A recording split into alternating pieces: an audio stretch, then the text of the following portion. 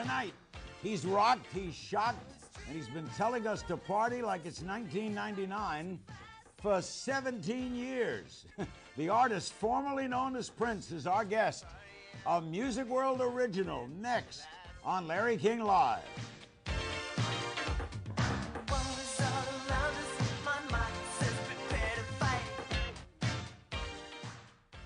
We're back in New York tonight. Never know where we are.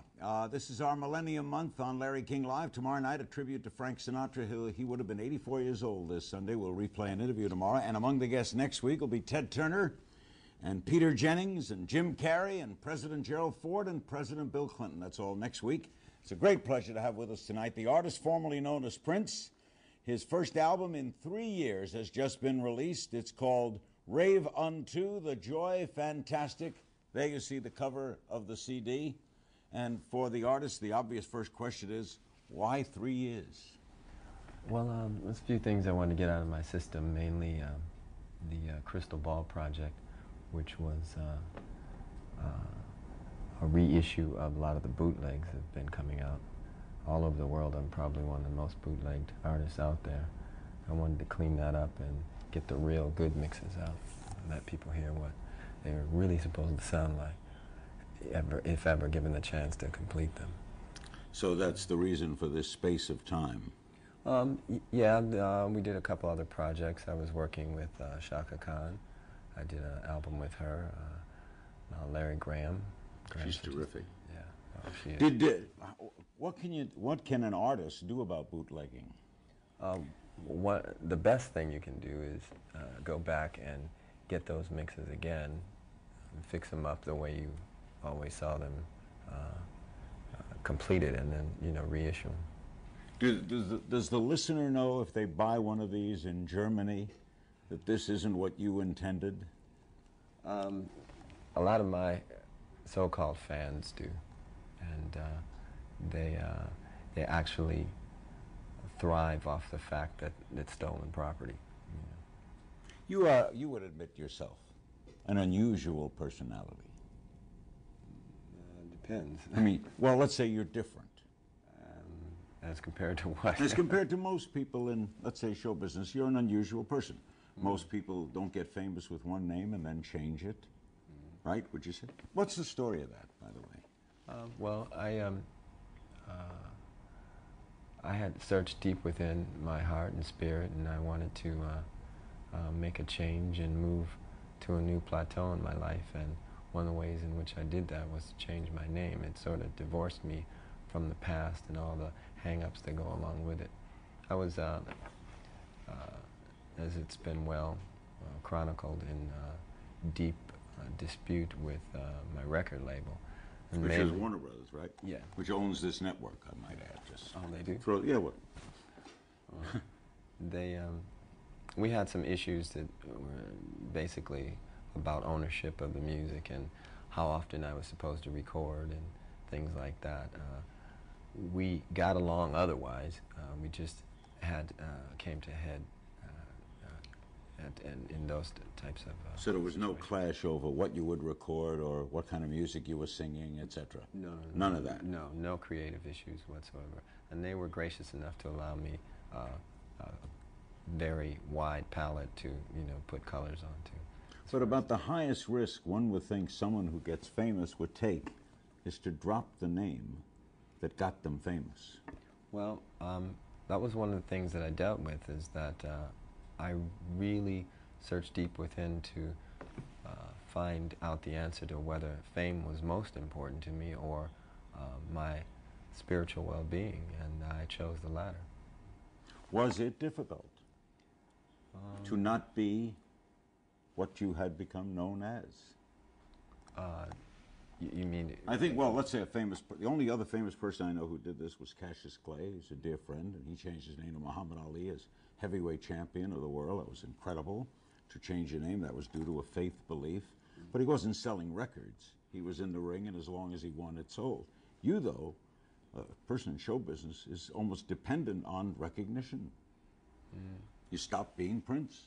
Well, that's a good point. I pretty much wanted to be dependent upon God, and when you get the inner calling to do something, and you know that you're being inspired by God, you pretty much know you better answer that call or suffer the consequences. Do you think this was God-inspired as well? I do believe, yes.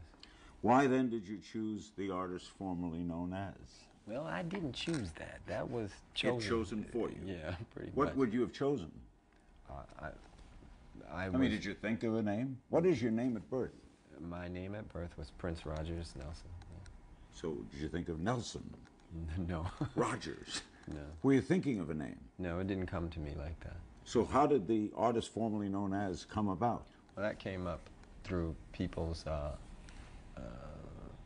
problem with, mainly the media's problem with not having a pronunciation for the symbol. So they had to come up with something, I guess. So the artist formerly known as is a media invention. Yes, sir. Not your invention. No, sir. You're a symbol. Oh. Okay, how do you promote a symbol? Well, what we found is throughout the world, if you hold this up and show it to people what they think of, they will say Prince. Obviously. Yeah. So you obviously made it famous. Yeah, I think so, yeah. Could you tell us what it signifies? Well, me. No, but I mean, how you chose it. You designed it? It's sort of come about over time. I've always morphed the female and the male symbol together. Show it again. Let me see that. Yeah, and it works. It's pretty cool, ain't it? Makes for great jewelry, too. Has it been copied? Oh, yeah. Stores sell this everywhere? Well, a lot of times you'll find, like I say, so-called fans on the internet, which is kind of a problem sometimes, because once they use the symbol, it's as though I've endorsed whatever it is that they have for sale, and Can you copyright that? it is copyrighted. So you can't be ripped off by it? No. We've been showing it on the bottom of the screen so that people tune in, they know who we're watching Oh, here. cool. There it is. Look at that. See that? Now, all right. That's cool, It's a right? class act. Hey, this CNN, man, we don't fool around. We'll be right back with the artist formerly known as Prince. We've got to talk about his album, His Extraordinary Life. We'll be taking your phone calls as well. He's got a concert coming up, and the album, Rave Unto the Joy Fantastic, is now out. Don't bootleg it, buy it. We'll be right back. We're back with the artist, and the new album is Rave Unto the Joy Fantastic. And he now calls himself the artist. In print, however, it is just a symbol. We gave him the name. He'd want to trace his early life, an incredible story. But you live in Spain, right? I like to say that I live in the world, but I'm not of it. I travel a lot. I call Spain home now. I also have a home in Minnesota. Yeah. Still in Minnesota. Yeah. Roots. Yeah. Why Spain? What I found that I like most is from 2 to 5, everything just shuts down. Siesta? Siesta. Yeah. And everybody just chills, and they take a moment to just gather their senses. I think, we probably need to do that here in America sometimes. So, in other words, what at 2 o'clock every afternoon, you stop doing whatever you're doing? Well, there's no stores and shopping and things like that. All that shuts down and just allows everybody a chance to just regroup and, think about life. Do you still have a fondness for Minneapolis? Oh, yeah, absolutely. What was it like growing up there? There aren't many blacks in Minneapolis. I was talking to Dave Winfield the other night. It was about 1% maybe. Yeah, it was interesting for me because I grew up getting a wider array of music. I grew up with Santana and Larry Graham and Fleetwood Mac, all kinds of different things, So that was very cool. Good place to grow up? Yes, sir. Well, you had a rough childhood, didn't you? In some respects. Did that affect your music? I don't think so, no. I think it probably helped me to look inside to know that I had to do for self. Yeah. You had a rough time with parents. I mean, that's all resolved now, but you had a rough time with your father, right? I wouldn't call it rough. I mean, he was very strict disciplinarian, but all fathers were. I learned the difference between right and wrong, so I don't consider it so rough. Would you look back and say you were glad he was that way? Well, you know, as I go through this journey, I don't look back much at all. I try to stay in the now and live in the now. I think it keeps you young. So you're not a reminiscencer? No. When did you... Is that a word, Larry? No, I invented it. All right. Maybe it's my new symbol. Well, inventing words. Just HIPAA, brother, so I know. I like to learn, but... When... Good point. When did you decide music would be a career? Well, I learned early on this was what I wanted to do. Maybe about 12 years old, I knew that this is what I'd want to do the rest of my life. Yeah. You knew it then? Yeah. Mm-hmm. And what burst you on the scene? Well, how did the world get to know Prince, the then Prince? Well, by the way, I'm still Prince. I use a different sound for my name, which is none. But it's hard not to refer to you. It's hard to call you. Oh. It's cool. Okay. It's cool. You're understanding of this plight we have faced with. Oh, yeah, no problem. Thank you. What was the question? The question was... Good. You threw me. I forgot the question. The question... What was the question? I just asked the question. I forgot the question. You were saying how much you loved live television. Yes. That wasn't the question, though. No, the question was, how did you get famous? How did the world get to know you? What happened? Was it a record, an appearance, something? Well, it started with a lot of appearances I was doing in and about Minneapolis, and word just spread about... So you were a local name? Yeah, what I could do. And then I was taken out to Los Angeles by my first manager, whose name escapes me, and other people started getting to see what I could do. And then did you have a hit record? No, we were just talking about making one right at that point. And what burst it for you? What did it for you? The song? Yeah. Song was called Soft and Wet. And that was the first. Immediately became a hit, and you were known? Quietly. But a lot of people knew about me because I used Stevie Wonder as an inspiration, whom I look up to a great deal, just for the way that he crafted music and his connection to the spirit. And back then I used him as a role model in trying to play all the instruments and be very self-contained and keep my vision clear. So word spread very quickly about what I could do. A lot of people knew about it, yeah. How would you describe your music? What idiom would you put it in?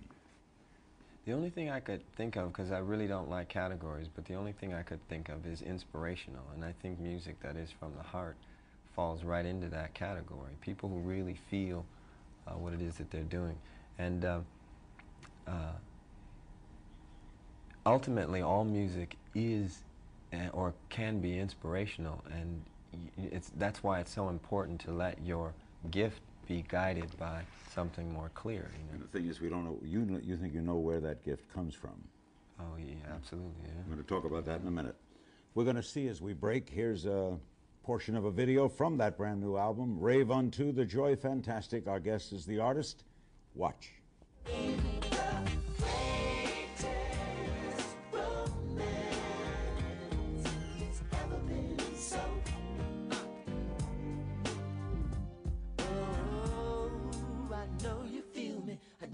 You can dance, but what do you know about the greatest romance? Not what you think, but what you believe. What was the real reason that Adam never left Eve? And if the truth sounds like a memory, then you know it was meant to be, meant to be. Leave your inhibitions behind. Come on and see. So this is where you end. This is where you end. By the way, all those things that you just saw, the the videos they do, you do in your own studio in Minneapolis, huh? A good portion of them. So we don't think of L.A., Nashville, all these hotspot New York places. Minneapolis gets it done too, huh? Minneapolis has always been a bomb. Yeah. You don't have to go outside of that. Now, where does your inspiration come from? I like to believe that my inspiration comes from God. And that, Did you always believe that?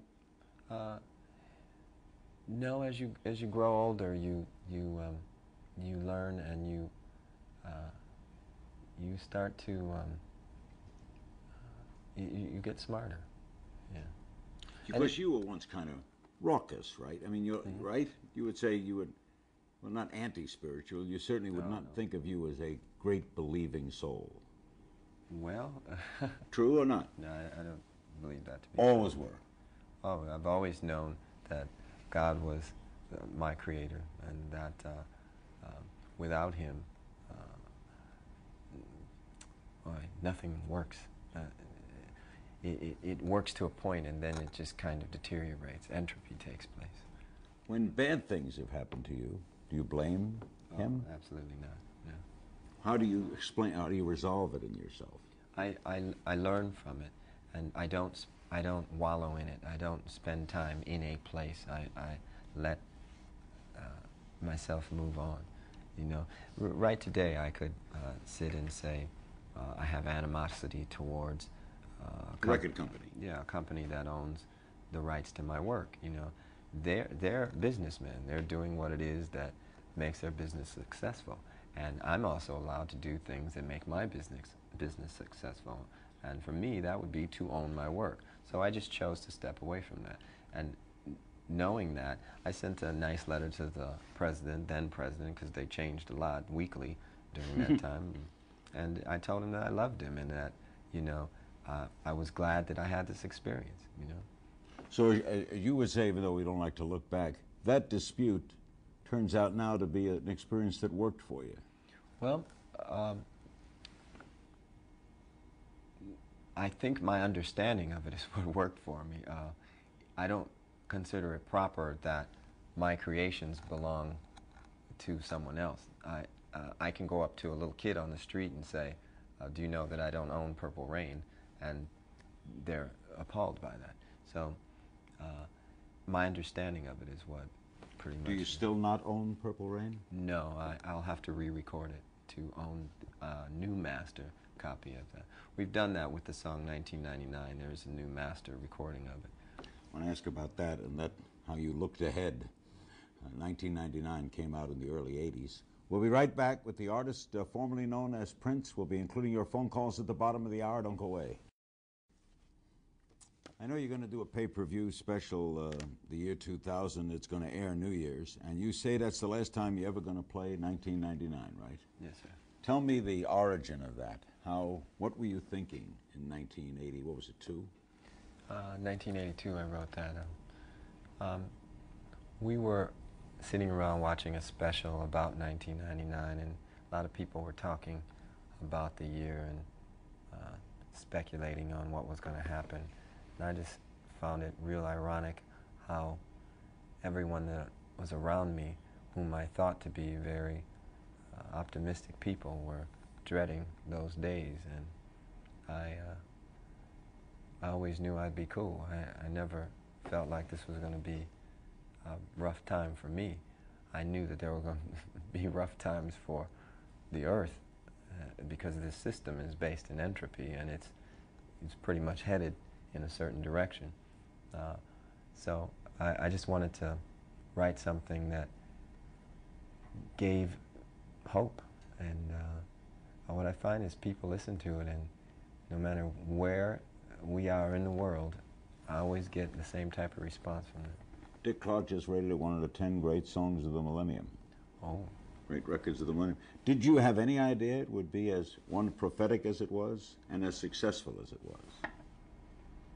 Not to sound arrogant, but there was a point during rehearsal, we were working on it, and the song was going to be sung in a 3-part harmony like Sly and the Family Stone song. And we all got together and we started singing it, and it wasn't really working. So what I did is I said, all right, you sing your harmony for the first part, then you sing your harmony for the second part, and I'll sing my harmony for the third.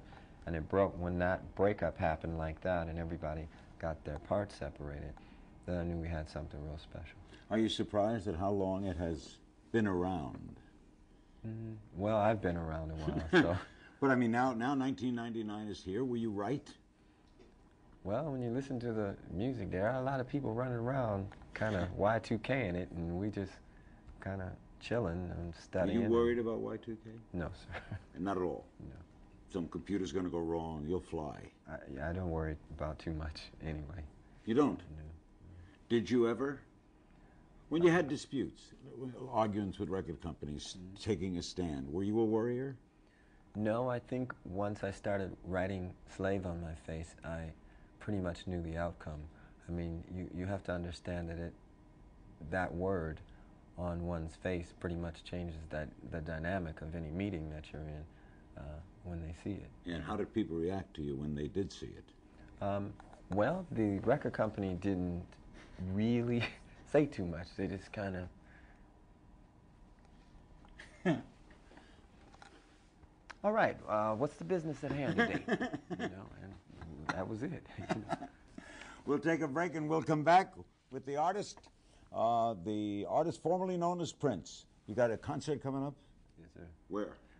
It's going to be from our soundstage at Paisley Park. You need to come. It's going When to is be it? off the chart. Well, Why do we have to? Why we can't announce when it is? no, because it's going to air on. Oh, it's going to air. I see. First secret I've ever. I feel like I'm doing the old game show. We'll be right back with the artist formerly known as Prince. Don't forget the concert. It's on. Don't go away. This pay-per-view concert will air New Year's Eve for only $19.99. It's as low as you get in pay-per-view. And you can order it from In Demand. A lot of guest stars in this, too? Oh, yeah. I just spoke with Lenny Kravitz. He's going to come jam with us. We got Maceo Parker, Larry Graham, the Family Stone. We're trying to get Sly out of his crib so he can come down. Who else? Mavis Staples. She's going to do a couple numbers. The great Larry Graham's going to join us at the end of the show. He's maybe the great bass player in the world. Certainly one of the best. Well, if you ask me, that's it. Right. Legends live. Yeah. You are now, what, 42 years old? So they tell me. I Do don't. you feel 42? No, I don't count birthdays. You don't celebrate them either? No. No happy birthday? Right, okay. Let's take a call. St. Louis for the artist formerly known as Prince. Hello. Hi, how are you? Hi. Good. I've been a friend since '78. My favorite cut on the Rave album is So Far, So Pleased. And I wanted to know what inspired you to add this to Rave, because it seems like it's really different from the rest of the cuts. So I just want to know. I think my love of rock music and living in Minneapolis, I'm always going to have my guitar in the mix somewhere. And the chance that I got to work with Gwen Stefani, I wanted something that she sounded really cool on, so I put that on there. Has a lot of music affected you? Do you like jazz music? Oh, yes, sir. Miles Davis, I learned a lot from. I learned a lot about space from Miles. Space is a sound, too, and can be used very inventively. He was also technically a great player, was he not? Yes, so they say, yeah. The Purple Rain concept, autobiographical? Semi, yeah. Albert Magnoli wrote that, the script for that. My whole thing was to, I really wanted to chronicle the life I was living at the time, which was in a area that had a lot of great talent and a lot of rivalries. The Time and I forgot to mention they will be on the pay-per-view special. You got to see them now. They're crazy. So I wanted to chronicle that vibe of Were my you life. surprised at its success? It's not pompous. Maybe you weren't. Maybe you knew you had something. Well, you know, you can kind of get a feel. There was no movie out like that at the time. That's what I tend to do in all the things that I do is, you know, the ideal with art and inspiration is to try to let it grow and move forward. If there's stagnation, you can always come with something and cut through the maze. So do you sense that you're different in that regard? You're unique. Yeah, my music, I think, is different, yes. Cambridge, hello. Hello. Hi. Hi, what a pleasure it is to see you in an interview situation. What a pleasure to be seen. He doesn't do many. I know. It's great. I'm having a great time watching this. I'm a huge fan, and I have been for a long time. Thank you. Since you've been called Prince and the artist formerly known as, and the artist and the symbol, and I can't help but wonder, what do your friends call you? What do your closest friends call you? Good question. Meet you on the street. Okay. What do they say? Let's see. Larry calls me baby brother. Maite calls me honey. Let's see. My enemies call me squiggle, and all kinds of crazy. What do you call your? Let's say you call me. Hello. What do you say? This is who? I don't say that too much. What would you say? You must make some. Do you ever call anyone? Very seldom. I don't like telephones. You don't? No. So it's rare that you hit a button and dial a number? Usually the people I call are people that I'm close to, and they know my voice. What does Maite call you? Honey. She never really called me Prince. She never, even when you were Prince? Yeah, she never used that. There she is. How is she doing? Oh, perfect.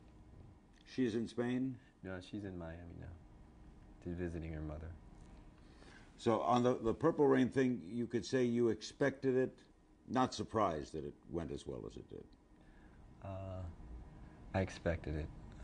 I think because there was, like I said, there was nothing out like it at the time, and if only for Morris Day's performance, I thought he was incredible in it, and the music, we were at a very good place musically. Right today, I feel like I could put together something equally as interesting,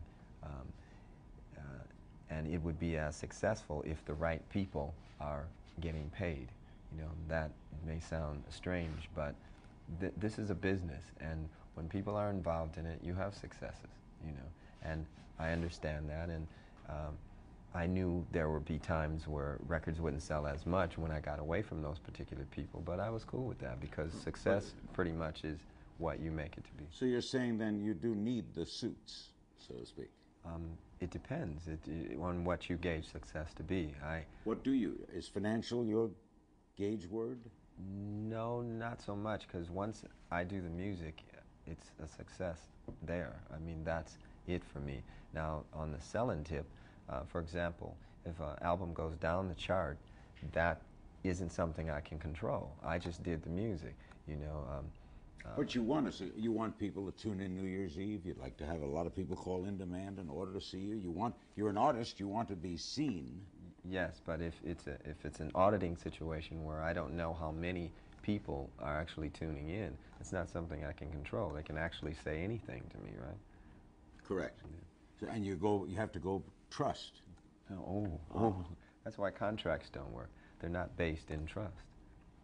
Do you therefore, have you lost, even as a spiritual person, lost trust in people?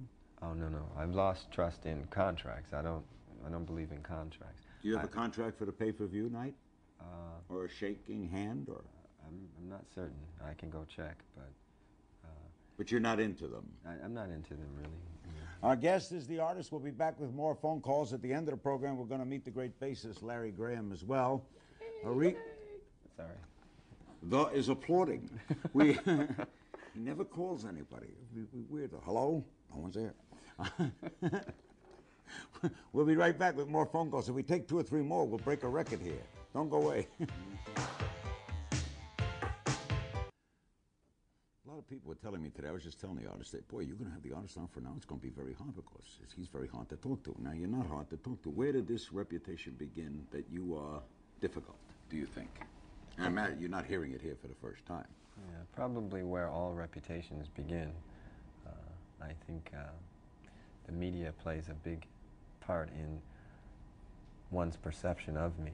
Until one sits down and actually talks to me, they can't really know me. Well, should you have been more public? Should you have done more of things like this? No, I kind of did what I wanted to do.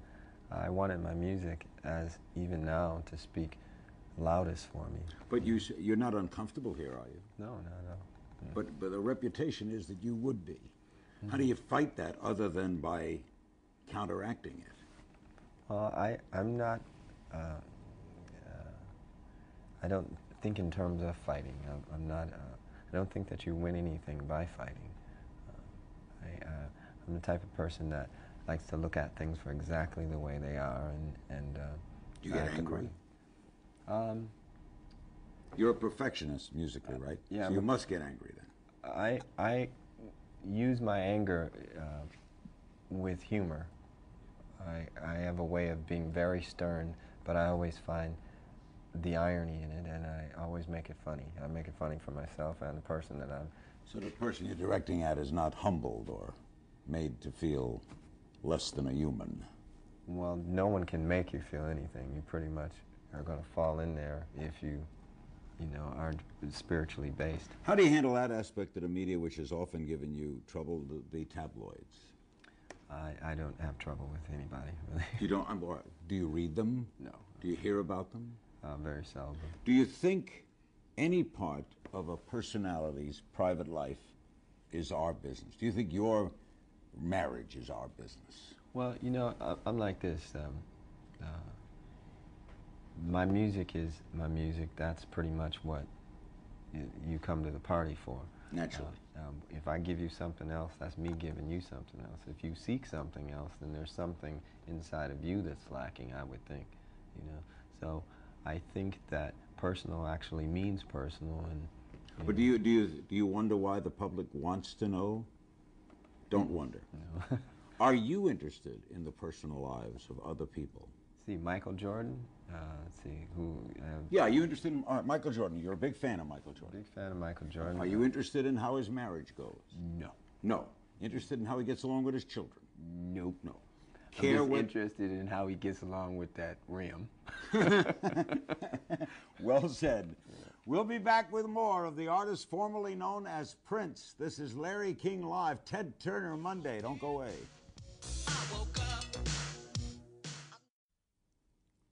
Don't forget New Year's Eve special with the artist on pay-per-view. Before we take a break and meet Larry Graham, let's take another call. Houston, hello. Hi, pleasure to talk to you, sir. I've always known you to be a spiritual and God-loving person, and I've always respected that and your music, and I've known that you've always thanked God on every one of your CDs, and that has inspired me all my life. I love God myself. Was that part of your inspiration is becoming a bassist? I can't. We lost that what? Oh, I'm sorry. We lost the call. I can finish it for her. Oh, what was your earliest inspiration, she's asked. That was I was discussing this with Larry today. We were just discussing the word inspiration and where we think it originated from. And ultimately, if you go back, your father may inspire you, and then that your father, his father inspired him, and his father may have inspired him. Eventually we get to Adam. Yeah, and eventually Adam had a father, So, yeah, inspiration comes from God. That's the original source. And so to use your gift in a creative fashion, that's the best thing you can do. We're going to take a break and come back, and we'll be joined to finish the program by one of the great bassists of all time. He now is the bassist with the artist. The great Larry Graham will join us right after this. You'll see the artist in a great concert, an all-star concert on New Year's Eve, and in that concert will be his bassist, the great Larry Graham. How did you hook up with this? Why are you part of the concert? We got a new name. Wait a minute now. Come on, man. What else? What are we going to call it? Here go the media again, Larry. I don't know. Okay, what you name it. Tune in for what? How did you hook up? Raven to the Joy 2000. How did you hook up with him? Well, actually, just let me say something right quick before we get into that. Thank you for having me on the show, and I've watched many of your shows, and I think you're a great person, and the picture you just showed me, your little baby, was just blew me away. Congratulations on that. Little chance. And, You like him too. Yeah. But thanks for having me here. I've watched many of your shows, and I think you're wonderful. And How did you I hook thought up? about, what am I going to wear? So I think I'll let Larry King inspire my attire. So this is my Larry King look. The King look. Well, we're close on time, so tell me how you got together with We him. were in Nashville, and I was playing a concert at the small venue, and Baby Brother was playing a concert at the larger venue, and he found out I was there, called me, and said, hey, we're going to have a jam session tonight after the show. Would you like to come? And so I went, and we walked into the club. My wife reached in her purse and pulled out my fuzz pedal and my chords. And That's love right there. and hooked me up, and that was the first time we got a chance to play together. And that night, we said everything that we never got a chance to say to each other over the years. We talked through our music. And when that night was finished, I knew so much more about him, and he knew so much more about me, and we connected from then on. And after that, you know, he said, well, I'm going to be going on tour. Would you join me? And we did one show, then another show, then another show, and How important is the bass? Oh man, the bass is, that's it. It's B-A-S-E, not B-A-S-S. That's a fish. B-A-S-E. Yeah, good point. How good is he? No, it's, man, he's taught me so much about respecting one another, musicians listening to one another, and just the sound of his bass it's undeniable. How good? What do you put in the jacket? You're cold, huh? Yeah, it's cold. Yeah, we might tell the audience. yeah, it's freezing. Yeah. This is above and beyond. It's Purple Heart Night. I don't want my voice to start shaking and Forget folks think I'm Purple. nervous. Forget Purple. We're almost out of time. How great is he? Well, I tell you this, the greatest musician that I've worked with, because I've worked with other musicians that were great, but they didn't allow me to really have the freedom that I needed to be able to give them all that I could give them. With Baby Brother, he allows me the freedom to give all that I can give, and as a result, what we're doing now, when you hear it, you can see that it's coming from the heart, which is why we're touching hearts. Unselfish. Totally unselfish. Great pleasure meeting you. Thank I'm you. honored. And wait, let me show you this ring, folks. Put the ring up there. Look at that ring. It says Graham. That's in case I forget my name. You And know? those are diamonds I wouldn't match. And thank you, little brother. All right. Baby Brother. Baby brother. We hope you enjoyed tonight's edition of Larry King Live. We certainly did. Thanks for joining us. We're going to leave you with a nice shot here. Watch. War is all around us, my mind's just prepared to fight. So if I gotta die